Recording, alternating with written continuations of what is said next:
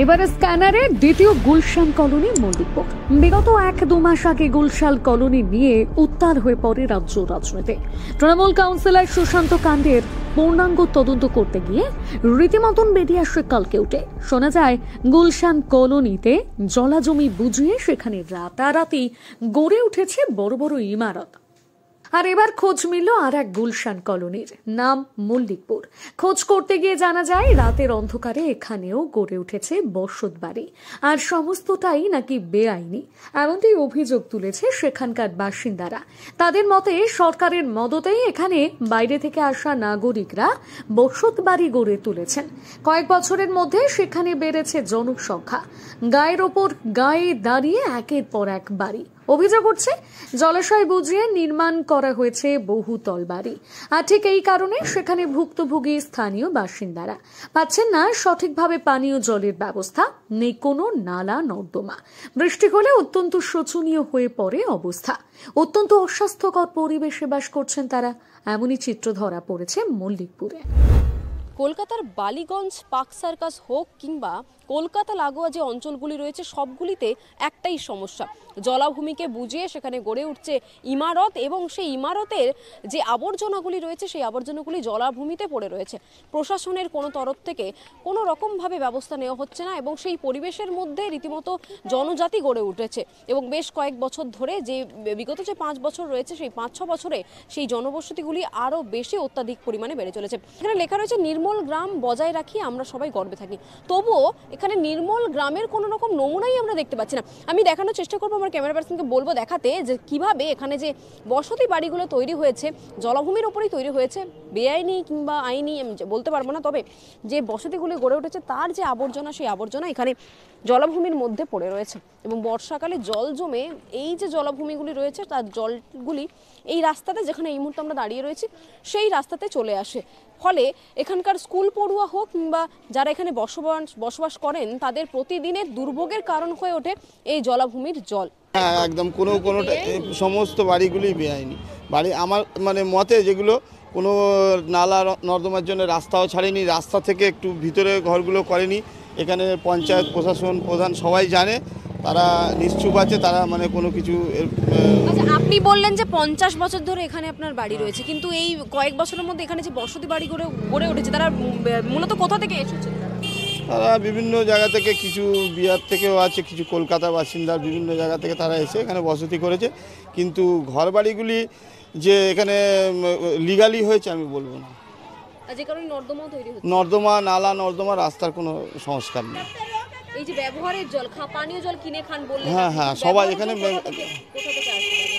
যেখানে মানে যার জল আসছে, কারুর এখানে মানে ধরুন সাবমার্শাল লাগানো আছে, সেখান থেকে আমাদের বয়ে নিয়ে আসতে হয় গরমকালে। হ্যাঁ, প্রচণ্ড জল, মানে ধরুন 5-6 মাস তো জল একদমই পাওয়া যাবে না কলে। এই যে বেআইনি বাড়িঘর উঠেছে, নর্দমা নেই, প্রশাসন কোনোদিনও এসে আপনাদের কাছ থেকে জিজ্ঞেস করেছে কোন বাড়ি লিগালি তৈরি হয়েছে? না, কোনোদিন জিজ্ঞেস করে না সেগুলো। এখন বর্তমানে রাজ্যে অনুপ্রবেশের যে ভয় আতঙ্ক ছড়িয়েছে, আপনাদের ভয়ের মতো থাকতে? হ্যাঁ আছে, সেগুলো আছে, অনুপ্রবেশ আছে। এখানে ইলিগাল বাইরের লোক প্রচুর আছে যাদের কোনো আইডেন্টিটি নেই। হ্যাঁ, সেগুলো আমরা বলতে পারি না, সেগুলো তো প্রশাসনিক। নিরাপদ মনে হয় সবার মাঝে আছে, এগুলো সমস্যা, আতঙ্ক থাকে। হ্যাঁ, আতঙ্ক থাকবে, সমস্যা আছে, যেহেতু একটা পপুলেশন বেড়ে যাচ্ছে।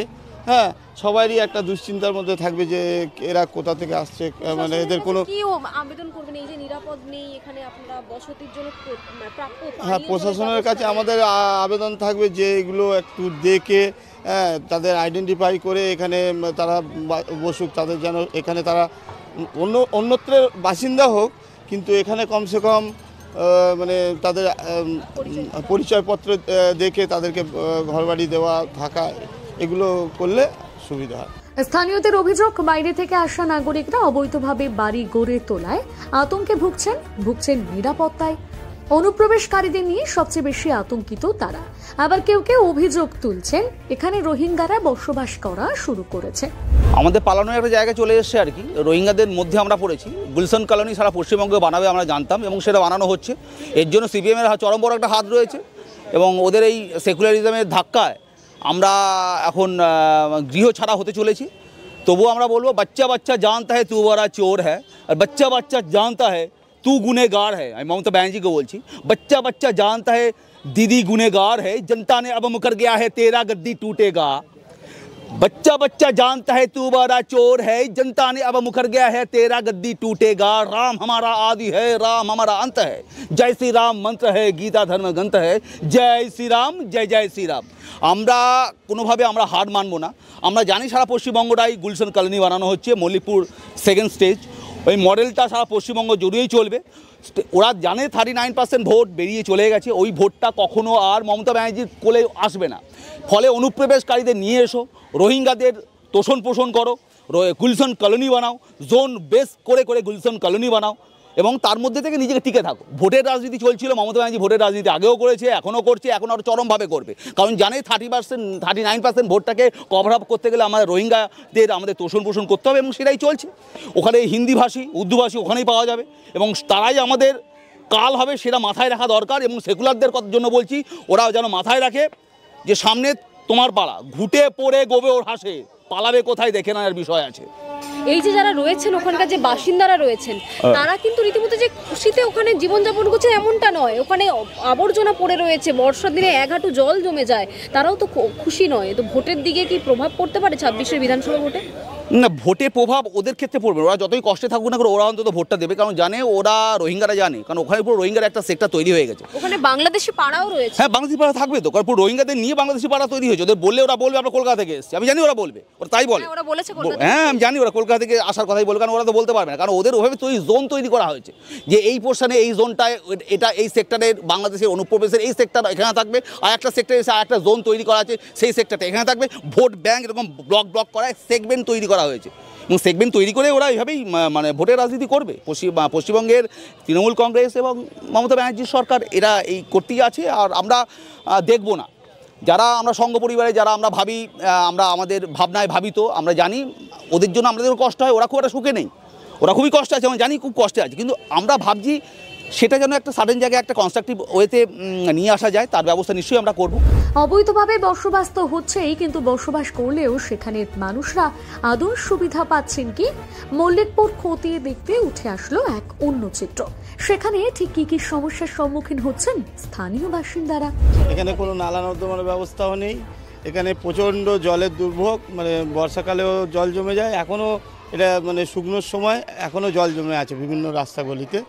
এছাড়াও মানে যেমন ওপরে জল জমে থাকে, আবার গ্রীষ্মের সময় আমরা এখানে কোনো জায়গায় কল নেই, পানীয় জলেরও কোনো ব্যবস্থা নেই, কোনো আপনি এখান থেকে এই রাস্তা সমস্ত জায়গায় চলে যাবেন, কোনো জায়গায় পানীয় জলের কোনো কল নেই। বাড়িতে জলের কানেকশন রয়েছে না, কোনো জলের কানেকশন নেই, মানে গ্রীষ্মে আমরা খাবার জলও পাই না, আর তার উপরে নালা নর্দমার জল ভেসে থাকে।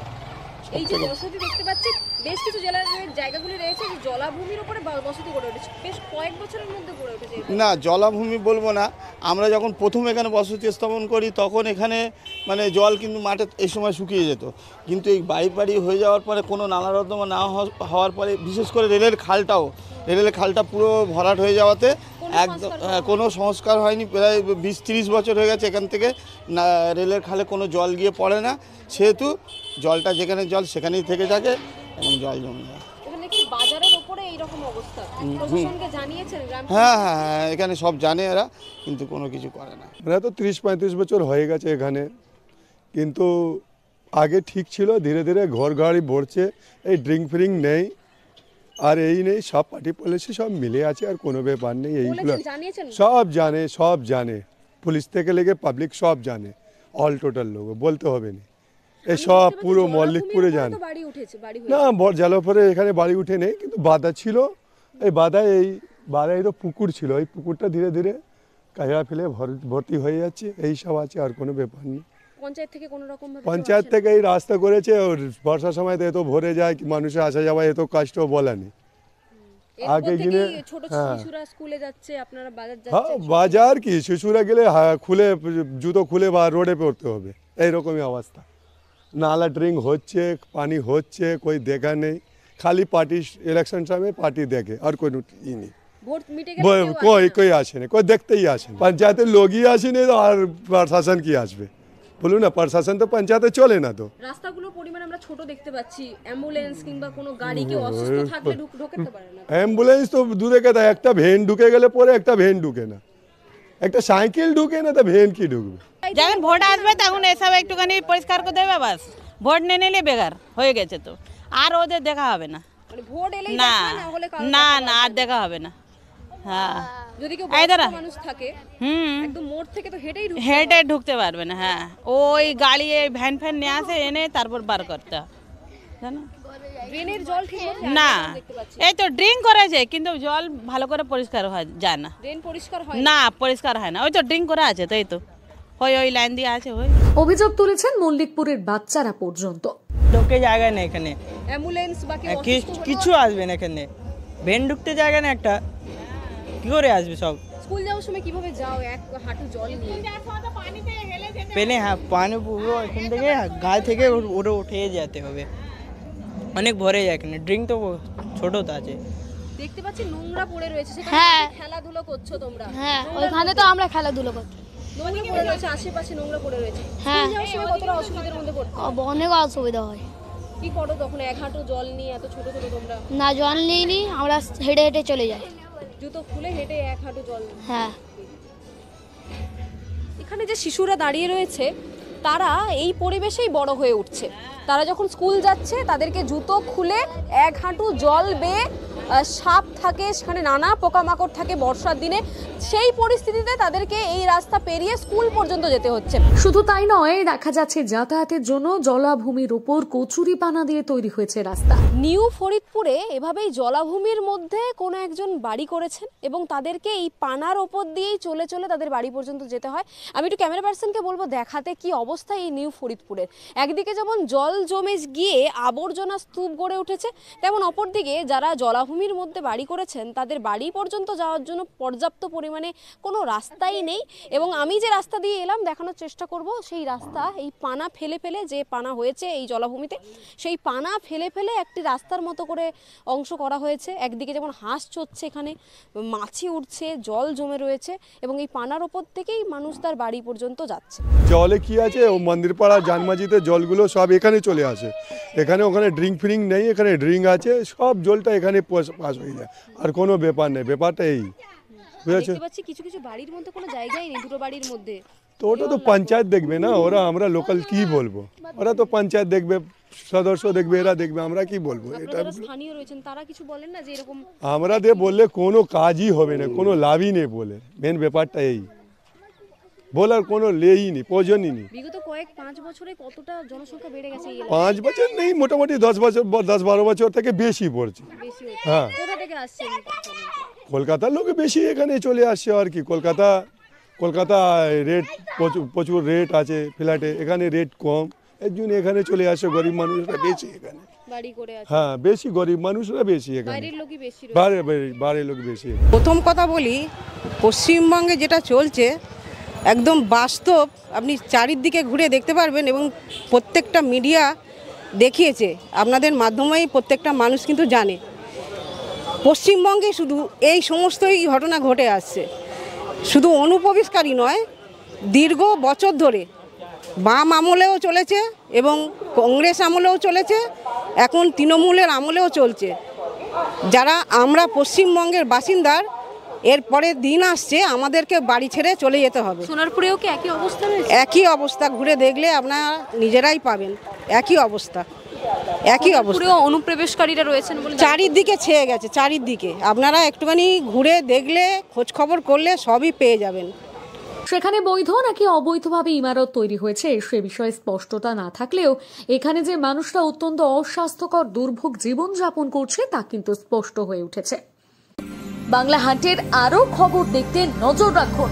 বাংলা খবর মানেই বাংলা হান্ট।